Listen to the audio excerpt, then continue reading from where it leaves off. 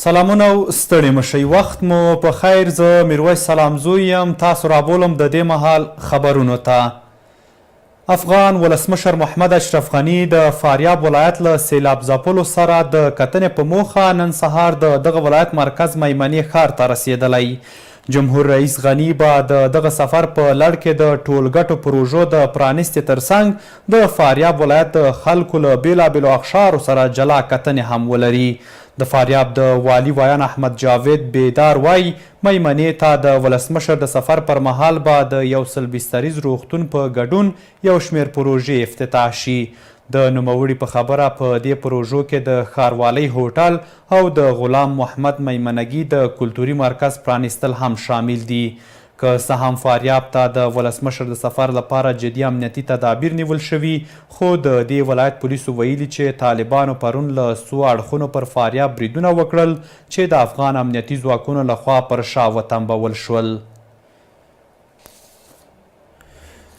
ټاکل شوې په دوحه کې د سولې بین الافغاني خبرې د اپریل د مې میاشتې له 19 تر 21 ترسره شي. د افغانستان د پخلاینې د رهبرۍ شورا د چهارشنبې په ورځ په خپله دوهمه ناسته کې پریکړه وکړه چې د قطر بین الافغاني ناسته به د روانې اپریل میاشتې له 19 تر 21 د قطر په پلازمینه دوحه کې جوړه شي.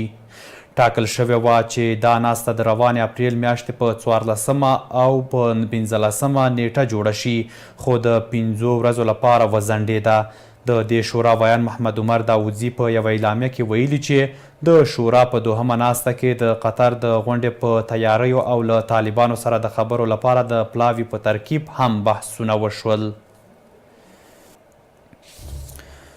د مهاجرت نړیوالې ادارې په تازه راپور کې د ایران او پاکستان څخه د افغان کډوالو د ستنېدو په تړاو ویلي چې د 2019 میلادي کال له پیل څخه تر تېرې اونۍ پورې له 100,000 زیات افغان کډوال له دغو دواړو هیوادونو څخه خپل هیواد ته ستانه شوي دي. د مهاجرت د نړیوالې ادارې د دغه راپور له مخې په څه باندې تېرو 3 میاشتو کې له 100,000 زیات افغانان له ایران او نور له پاکستان 5,600 افغانستان ته ستانه شوي دي. په ورته وخت کې د افغانستان د مهاجرینو او ستنېدونکو چارو وزارت وایي شاوخوا 15 میلیونه افغانان اوس مهال په ایران او پاکستان کې ژوند کوي.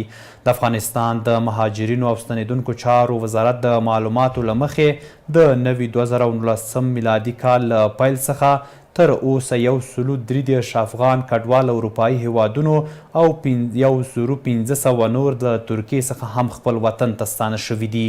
د دغه وزارت د شمیرو له مخې اوس مهال شاوخوا 2.5 میلیونه افغانان په ایران او په همدې شمیر نور په پاکستان کې ژوند کوي. په بدخشان کې د عامې روغتیا ریاست وایي 6,000 کوچنیان د پولیو له واکسینه محروم شوي دي. د دې ادارې چارواکي وایي چې وسلوال طالبان په مختلفو سیمو کې د پولیو ضد واکسین د کمپاین مخنیوی کوي.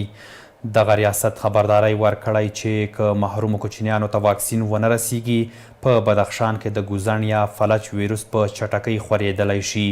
د پولیو ویروس ساري او حتی وژونکی دی، خو واکسین مخنیوی کولی شي. د روغتیا نړیوال سازمان یا یونیسف په دې باور دی ټول هغه ماشومان چې تر 5 کلونو کوچني وي باید واکسین شي څو د فلج له خطره وژغورل شي. او دا هم یو بهرنی خبر. نن پنجشنبه په هند کې پارلماني انتخابات پیلیږي. په دې انتخاباتو کې د مرکزي پارلمان غړي ټاکل کیږي. د 543 هند پارلمانسي انتخابات په 2 مرحلو کې ترسره کیږي او د مې میاشتې تر 19 به دوام وکړي. د دې ټاکنو وروستۍ نتیجې به د مې په 23 اعلان شي. د هند انتخاباتو د کمیسیون په وینا نږدې 900 میلیونه کسان د رای ورکولو حق لري. درنو لیدونکو، دا د دې مهال خبرونه. تر بل خبري سرویس پورې مو په لوی او بخښونکي خدای سپارم. تر بیا ښې چارې.